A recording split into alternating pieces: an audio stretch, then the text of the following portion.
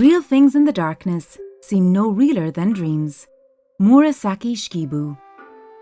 The ancient Japanese tale, the Tale of Genji, tells the story of Genji, the son of the emperor and his favorite concubine, Kiritsubo. A Korean sage predicts a brilliant future for Genji, but his mother suffers the jealousy of rivals at court, becomes ill and eventually dies. With the death of his mother and the lack of support for the child, the emperor is forced to give the baby to the non-royal Genji clan, to be raised as a commoner. The emperor's new wife's son is made crown prince instead.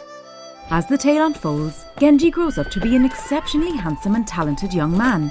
His brilliance, beauty and heart earn him the nickname of Shining Prince. The first part of the book follows Genji as he rises in the royal ranks and becomes a beloved member of court, due to his youthful and extremely attractive personality and physique. The reader is shown the numerous adventures and love affairs the young Genji goes through, despite his marriage to the lady Aoi. The story takes a melancholy turn when the young Genji reaches the detrimental age of 40 and enters the second half of his life. No longer able to rely on his beauty and talent, as they start to fade, Genji begins to contemplate the transience and impermanence of life. Everything eventually fades away into oblivion, and the gifts of nature wither till they die. Murasaki Shikibu was the woman who brought this story to life, and the author that is usually associated with the mono no aware, or as it is called in the West, the pathos of things. Mono no what?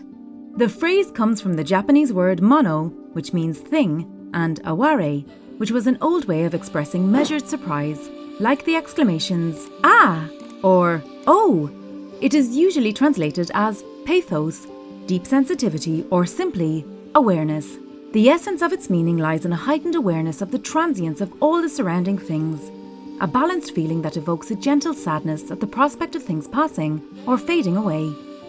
Some scholars compare it to the Latin phrase lacrimae rerum, which stands for the tears of or for things. It is again a feeling of great sadness at the sight of time passing and events receding into the past. The Persians also have a name for this phenomenon, called Eniz Bogzarad, or roughly translated as, this too shall pass, referring to the impermanence of the human condition and a reminder not to fixate on moments, but rather accept life as ongoing. Hanami Festival. If there were no cherry blossoms in this world, how much more tranquil our hearts would be in spring. Ariwara no Narihira, 825 to 880. There is no better embodiment of mono no aware in contemporary Japanese culture than the Hanami festivals.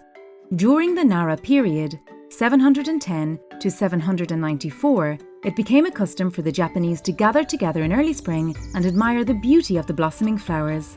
By the time of the Heian period, 794 to 1185, the sakura or the cherry flower came to attract more attention, and Hanami became synonymous with sakura. Even today this custom is preserved, now analogous with an event described by Murasaki Shikibu in the Tale of Genji. These Hanami festivals involve gatherings of people to celebrate the coming of spring, but more importantly, to admire and contemplate the blossoming of the cherry flowers.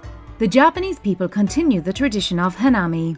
Thousands of people fill the parks of cities like Tokyo to hold feasts under the flowering trees and stay till late at night drinking and eating. In more than half of Japan, the cherry blossoming days come at the same time as the beginning of school and work after vacation, and so welcoming parties are often opened with Hanami. Usually, people go to the parks to keep the best places to celebrate Hanami with friends, family, and company co-workers, many hours or even days before. In cities like Tokyo, it is also common to have celebrations under the sakura at night. The idea of these gatherings and festivals is to be reminded of the transience of life and the life cycle of birth, growth, and eventual decay. By observing the flowers in their bloom, we admire their beauty and youth and prepare ourselves for their eventual death by the end of the summer, till the cycle begins again next spring.